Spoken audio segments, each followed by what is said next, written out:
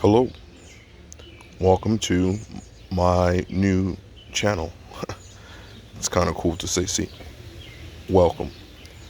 Uh, okay, so I'm not a YouTuber, especially when it comes to like nature type stuff, but we're gonna learn this together. Hopefully you can hear me. Uh, it was suggested to me that I should start a channel, and I finally gave in. I said, why not? Why not? It'll give me something creative to do, and so here we are. Um, this is my job's backyard. Oh, the things I would do with this backyard if it was mine. I'd have an orchard over there, and I'd have vines of grapes over there, and I'd have me a vegetable garden and some. It would be decked out if this was mine, but it's not, and that's okay. But I've always found a way to bring a little bit of me to wherever I go, and I've worked here for a while, and I asked them one day, I said, hey, it's a big space back there. Why don't you all let me have a little garden? And so that's where this area came in at. It's not big, it's nothing special, but it was my way of getting my foot in the door to letting them know that, you know, I like to grow some stuff, you know. And they said, sure. So this is year number 3 for this little area right here. Okay, before we get over here, I want you to know that it's nothing special. It's nothing elaborate. It's, it is what it is. But it was, like I said, just my foot in the door, just to getting them warmed up to the idea of me actually taking taking over all of this one day. But right now, I'm just one thing at a time. So first we'll start with this pot, which has it has a bird of paradise that I actually smuggled from the Philippines. It was big and it was growing, and then I brought it outside too soon and it kind of died. I need to water this, by the way. But it has a little nubbin sticking out of the soil here, so I'm gonna water this after I'm done recording, and hopefully we'll get a nice plant out of here throughout the season, and I'll bring it inside through the winter, and then we'll keep an eye on that. I also took a couple packets of zinnias, like 6 of them to be quite honest, which I got from the dollar store, and I just threw them in here. And you know, zinnias, you can't do no wrong with them. And look, they're just as lush and perfect as they want to. I threw 4 patches in here, and they all came up as I expected them to, and they're doing quite nicely. Zinnias are so wonderful. They give you color all season long, and they just won't quit.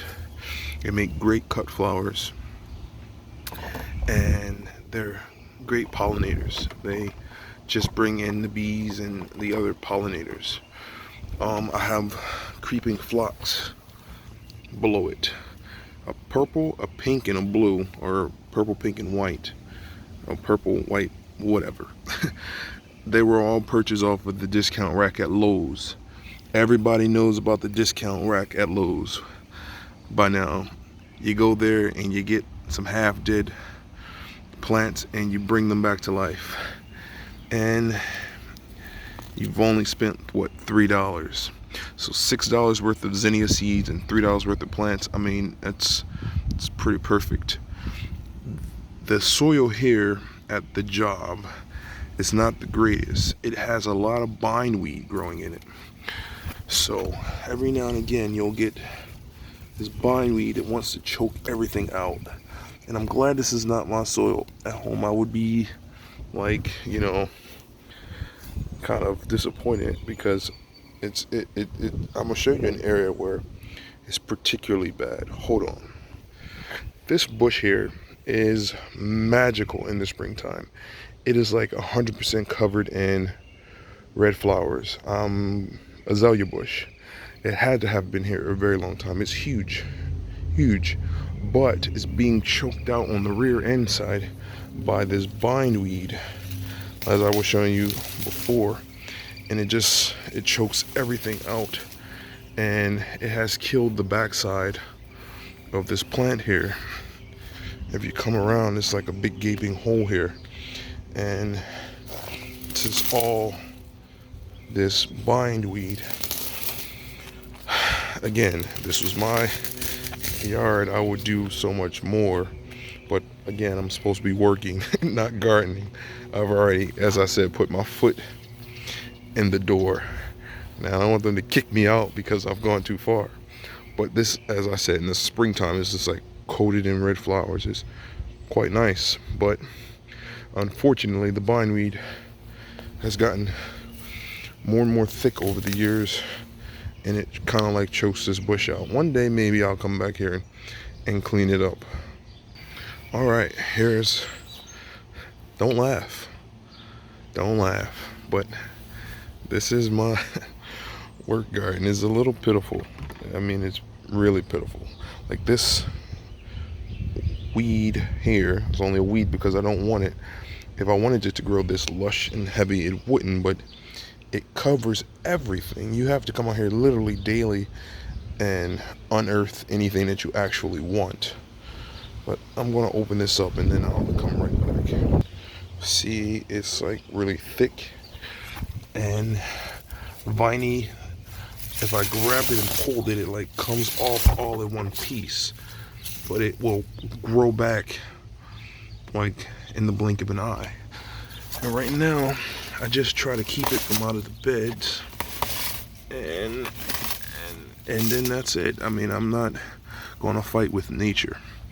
This is a potato that I threw in the ground here. Like I said, COVID-19 kind of ruined any plans of this being great, because there's no extra funding, there's no extra time.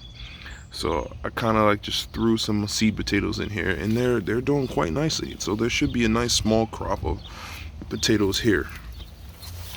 On this side, I don't know what was here, but it's not here anymore other than some weeds. But there's a purple heirloom tomato back there. There's cucumbers behind that. There's green onion here and one single carrot. But you know, maybe next year I'll be able to expand this and do this whole area. But again, this is just me setting the tone on well, not setting the tone, but opening up the idea of having a vegetable garden here.